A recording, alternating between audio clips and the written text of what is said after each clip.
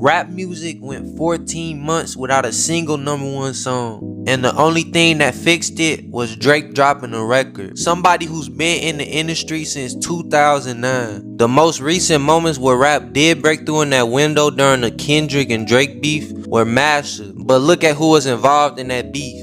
Kendrick, Drake, Future, Metro Boomin. Every single person in that moment was already established over a decade ago. The genre's biggest cultural event in recent memory was built entirely on legacy acts. I saw a comment a while back that actually made a lot of sense. Somebody said what's happening to rap right now is the same thing that happened to Motown. Motown in the 60s was the sound of the whole country. The Supremes, Marvin Gaye, the Temptations, Stevie Wonder, the Jackson 5. That was the culture at one point, what people danced to, what they bought, what defined the era.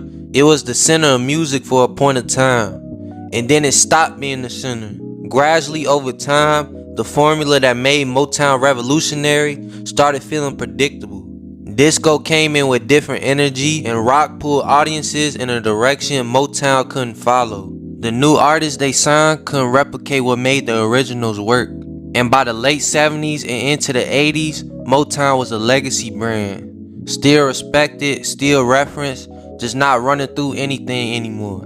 Now look at rap from the late 2000s through the mid 2010s. It's basically in the same position. Pop artists used to need a rap feature to have a #1 song. Everything culturally relevant was running through hip hop. It was the center of music the same way Motown was the center. And now that trap sound that defined that whole era that was once genuinely fresh has become a formula people are tired of. The biggest names from rap's peak are aging into legacy status, and new artists aren't filling that space at all. Motown didn't die, it just stopped driving the conversation, and history is pretty clear that once a genre loses that position, it almost never fully gets it back. The clearest sign that rap is plummeting as a genre is that it's not producing new stars that last. That pipeline is broken right now. Ice Spice is the most obvious example. The label push behind her was as big as it gets. A Taylor Swift feature, Nicki Minaj feature, everything lined up to make it work.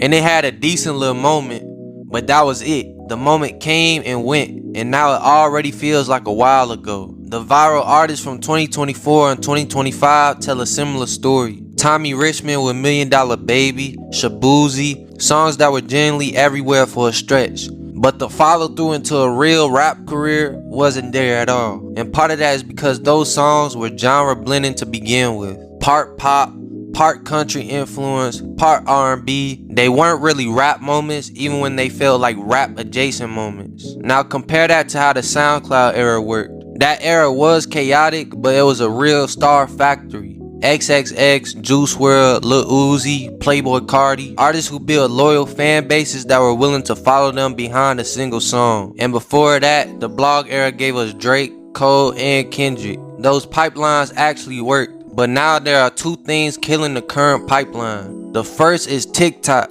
Virality on TikTok is about the song, not the artist. A clip can get 1 billion plays and none of that translates into someone buying a ticket or showing up for an album. The platform is built for moments, not careers. An artist can have the biggest song in the world for 3 weeks and be completely forgotten by the next month because the algorithm already moved on. And the second is the labels. They just stopped developing artists. They're trend chasing now. Find something going viral, sign it, try to get 1 or 2 more versions of that same hit before the buzz dies, then just move on. They're thinking about the quarter, not the culture. And that approach is hollowing out the genre's future in real time. And every time this conversation comes up, somebody brings up Cardi, Ken Carson, Yeet, Destroy Lonely, that whole rage scene. And that fan base for that stuff is real. They shows be rocking, but that's like mosh pit music, and mosh pit music has a ceiling. The rage scene is not primarily about the songs, it's about the aesthetic, the era,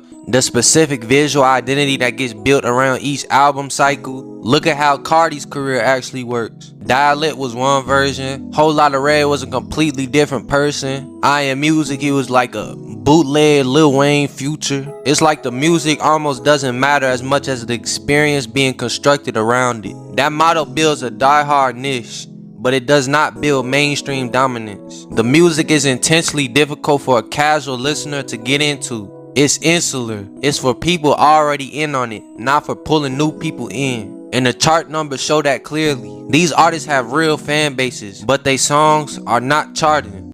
Get a hit! Get a hit! The reach is deep but narrow, and that's actually what's happening to rap as a whole right now. It's splintering into a bunch of small subcultures: rage, drill, melodic, conscious, each with their own fans in their own world. None of them are big enough individually to carry the genre's mainstream position the way trap did when trap was running everything. When a genre stops talking to everyone and starts only talking to itself, it's already on the way down. The system music operates in right now is working against rap specifically, and people aren't saying that directly enough. Streaming was incredible for hip-hop when it first took over. Rap's online audience made it the king of every platform immediately, but it came with a cost that took years to show up. It killed the event album. There used to be a moment around an album dropping. It was like an event. You waited for it and it meant something. Now music is a constant fire hose that never shuts off.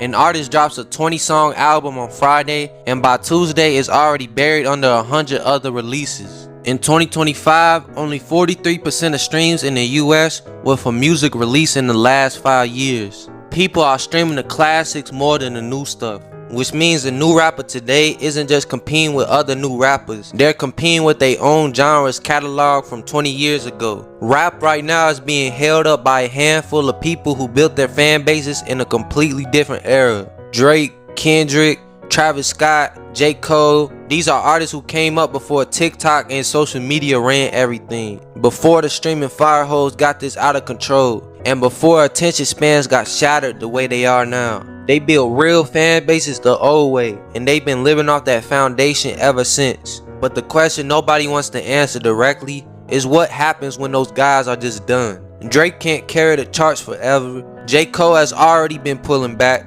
The biggest rap moment of the 2020s was a beef between two men who have been in the industry for over a decade each. And in 2025, the veterans were still the ones keeping rap relevant at the top of the charts. When those artists step away, there is nobody with that combination of commercial power and cultural weight ready to take their place. The system and algorithm isn't producing artists of that scale anymore. And when the people holding everything up are gone, what's underneath them right now isn't ready to hold the weight.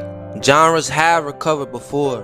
Rock looked finished in the early 2000s. R&B went through a real deal death period before it reinvented itself. So it's not impossible, but a real recovery requires a new sound that pulls in a broad audience, not just people who already follow rap. It requires new artists who can carry the genre's mainstream weight the way that legacy acts did. And it requires something that feels genuinely urgent again. Music that feels like it actually has something to say beyond just existing. None of that is in place right now. And until it is, the market share is going to keep dropping. And the legacy acts are going to keep being the ones holding everything together. And the genre is going to keep being one Drake single away from disappearing from the top of the charts entirely.